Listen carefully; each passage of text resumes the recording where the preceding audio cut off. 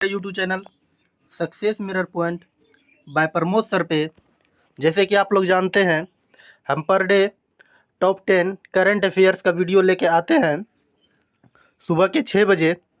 आज 16 मई है। इनका हम लोग महत्वपूर्ण टॉप 10 करंट अफेयर्स करेंगे। अगर आप इस चैनल पे नए हैं और किसी भी एग्ज़ाम की तैयारी करते हैं जैसे bank, SSC, railway, group D, UPSC, BPSC, Bihar police, Bihar दरोगा, तो ये वीडियो आपके लिए काफ़ी लाभदायक होने वाला है। तो चलिए बिना समय गंवाए आज का पहला प्रश्न की शुरुआत करते हैं। अगर आप किसी भी प्रश्न का आंसर जानते होंगे तो उसका उत्तर कमेंट बॉक्स में ज़रूर से ज़रूर लिखने का प्रयास कीजिएगा। तो आज का पहला प्रश्न है, सुल्तान अजलान शाह ट्रॉफी 2024 हाल ही में किस देश ने जीती है?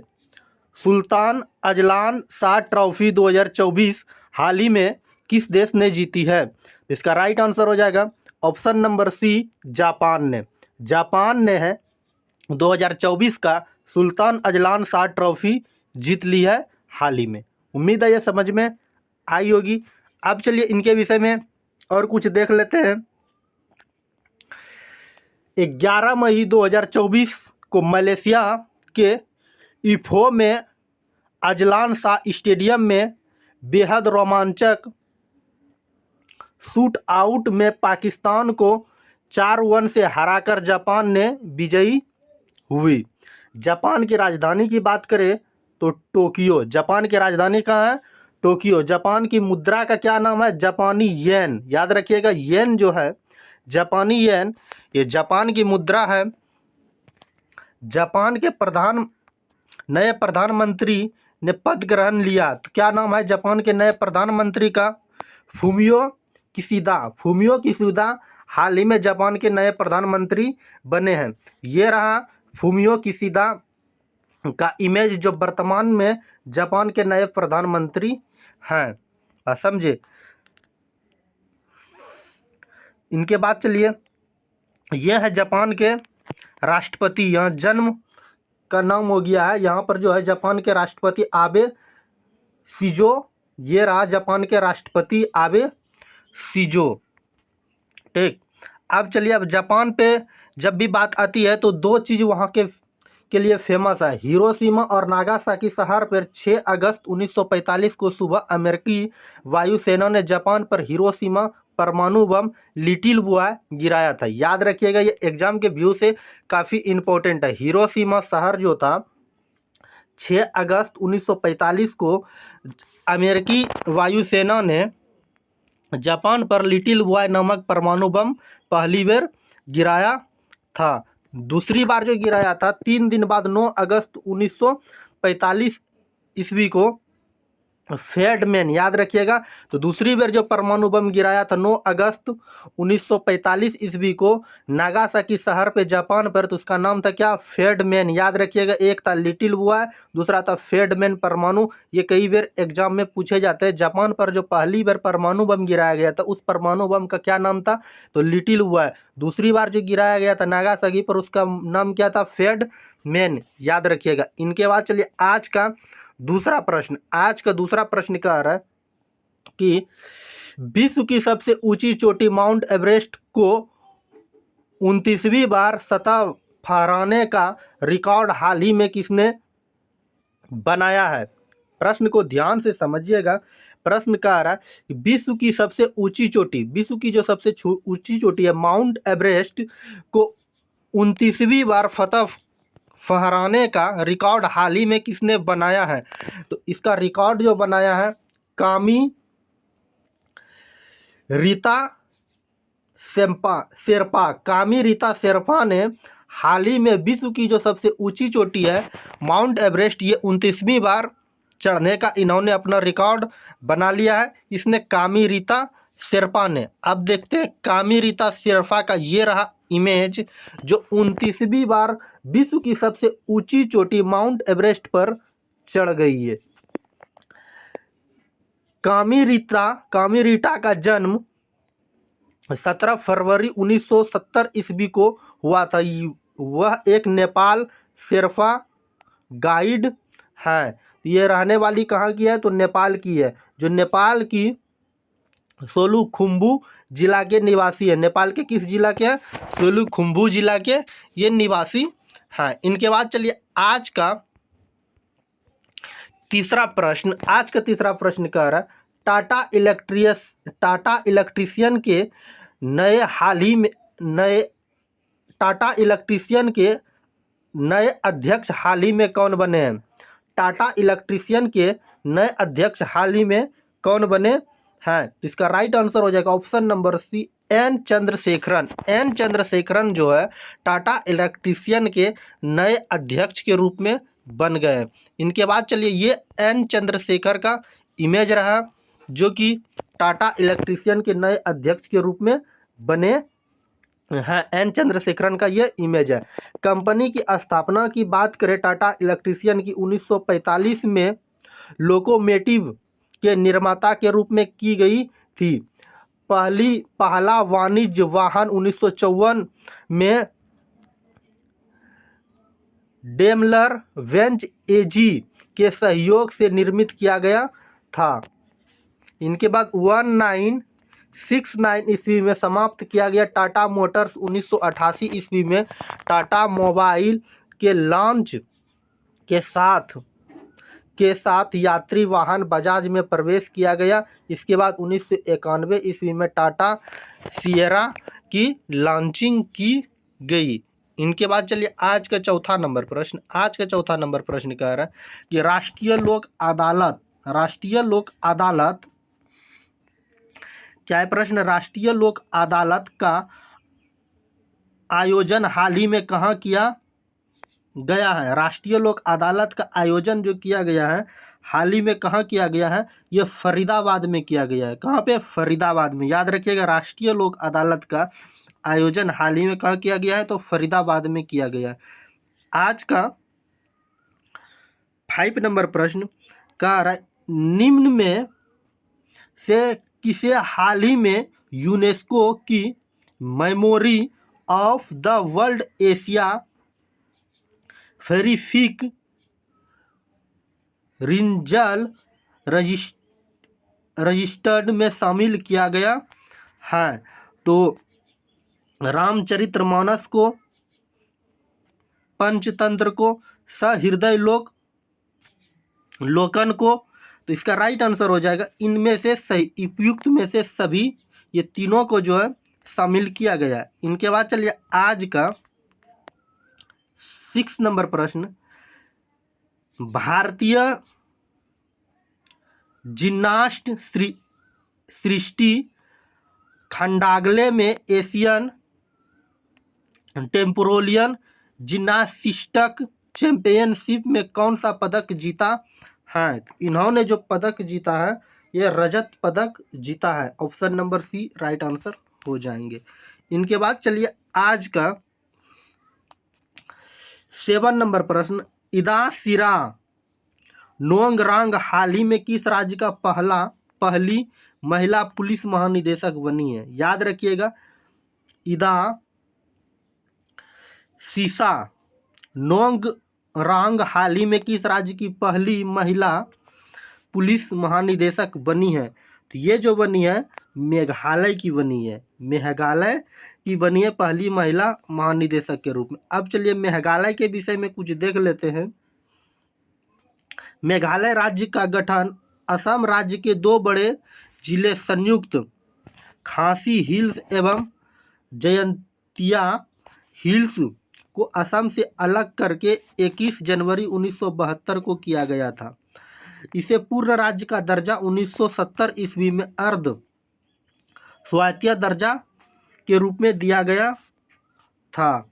इनके बाद चलिए देखते हैं 19वीं शताब्दी में ब्रिटिश राज्य के अधीन आने से पूर्व गारो खासी जयंती जनजाति के अपने राज्य हुआ करती थी। जब ब्रिटिश साम्राज्य के अंतर्गत नहीं आई थी तो गारो खासी जयंती जो है यहाँ के जनजाति जो थे इनका खुद का अपना अलग साम्राज्य मतलब राज्य था। अब चलिए मेघालय की राजधानी की बात करें तो वर्तमान में शिलांग। मेघालय के मुख्यमंत्री की बात करें श्री कोनराड के ये रहा मेघालय के वर्तमान में मुख्यमंत्री का इमेज। अब चलिए मेघालय के वर्तमान में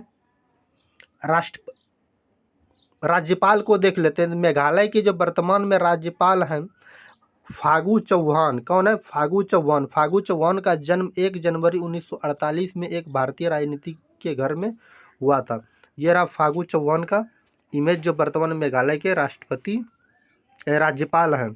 अब मेघालय राज्य के मात्र एक लोक नृत्य है, उनका नाम क्या है? मेघालय राज्य के लहो नृत्य जो है मात्र मेघालय के एक लोक नृत्य है। मेघालय में पानर आदिवासी समुदाय के बीच लाहो शैली बहुत ही प्रसिद्ध है। तो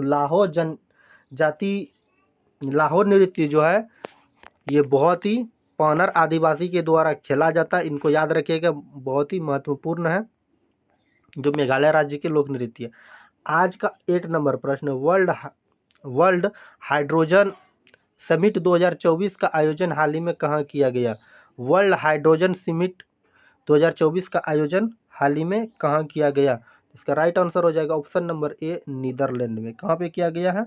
नीदरलैंड में। आज का 9 नंबर प्रश्न कह रहा है, किस देश में स्थित अबू ज्वालामुखी हाल ही में फट गया है?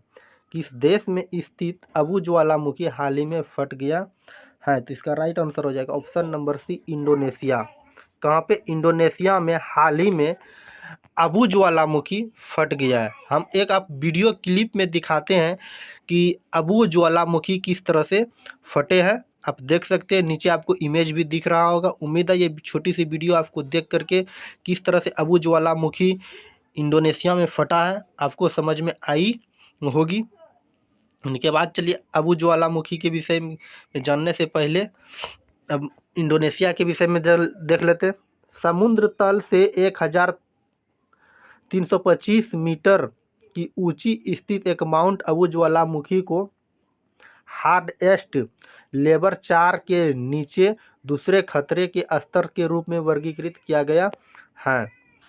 उनके बाद बात करते हैं जकार्ता इंडोनेशिया में रविवार के सुबह काफ़ी तेज से धमाके के साथ माउंट अबू पहाड़ में ज्वालामुखी फटी है। याद रखिएगा, माउंट अबू में ज्वालामुखी अबू जो फटी है ये कहाँ पे? इंडोनेशिया में फटी। एग्जाम के व्यू से काफ़ी इंपॉर्टेंट है। इनके बाद चलिए आज का अंतिम प्रश्न 10वां नंबर प्रश्न कर रहा है, सुअर के किडनी लगाने वाले पहले व्यक्ति रिचर्ड रिक स्लेमैन का हाल ही में देहांत हो गया है। वह किस देश के थे?